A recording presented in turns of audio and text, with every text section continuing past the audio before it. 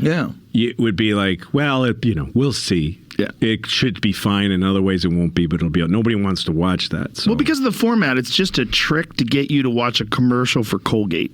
It's just a trick. Well, that's the old days. That's the old days. It is now, too. Yeah. Like, if they can't get you to stick around and wait for the commercials, they don't make any money. No. Like, the whole deal is they have to be engaging enough to get you locked in so you can see that Toyota truck commercial. And if they don't make the money. No, that's the same with the little videos, too. Like, have you ever seen, back when there was police shooting videos, black people that were coming up a lot, some news organization would get it. It would be theirs. And you go on YouTube to watch it, and there's an ad. So it's like Snapple. Yep. The guy gets beat up, and then Snapple again at the wild? end. Yeah. And they make money off Snapple is like... Yeah. So strange. The news is so bizarre. The format's so bizarre. We get what we want from it, though, because everybody likes to be entertained by news. So if there was, it's like drug use. If there isn't the user, then the dealer goes broke. It's way less popular than it's ever been in human history. Like in the history of television news, the news, like the evening news and CNN, those things are less popular than they've ever been. Right. Ever.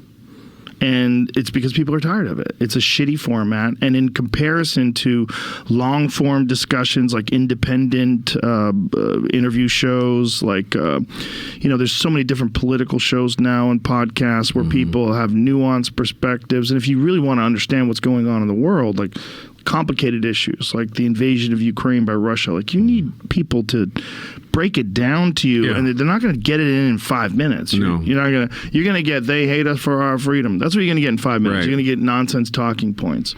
No, I remember when I grew up, like Walter Cronkite was still on the air somewhere. I remember he was on CBS, I think.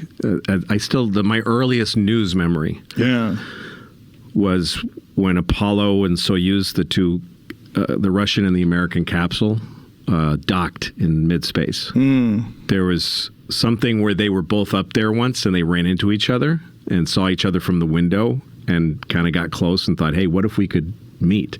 So they went back and they fashioned a dock. This is like in the early 70s or mid 70s.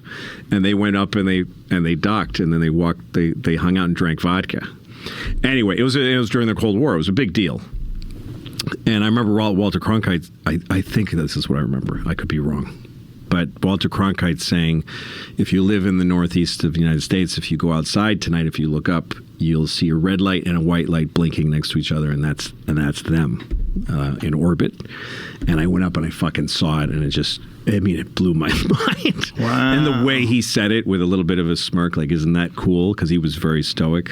But there was a thing back then where there was just him and David Brinkley. There was a couple of news organizations, and then like PBS. And you kind of got a sense that they were on it, and also that it wasn't fun. They had ethics, that they took years of training in college and school to get through, and a system of a hierarchy of whatever internships, and that by the time you were running the network news, you were a serious person that took it seriously. Yes. And I remember maybe in the mid-'80s when I started to hear this sound from the news that I thought, what are you doing? And then sometimes it sounded like this. Right. And they're saying, and I was like, what are you fucking doing? I could hear the bullshit. Yeah. And I knew that they were, but that back then they were just trying to make it sound interesting when it wasn't. They didn't start having this opinion thing yet, Right. But it became a show, and now it's a show about opinions. It's entertainment, and like any other entertainment organization in America, they ran it way past the finish. They went way past it. Nobody likes it anymore, and they're running it to the ground. They can't they don't know when to stop. Yeah. Well, that's the train they're on, right? Do you think Fox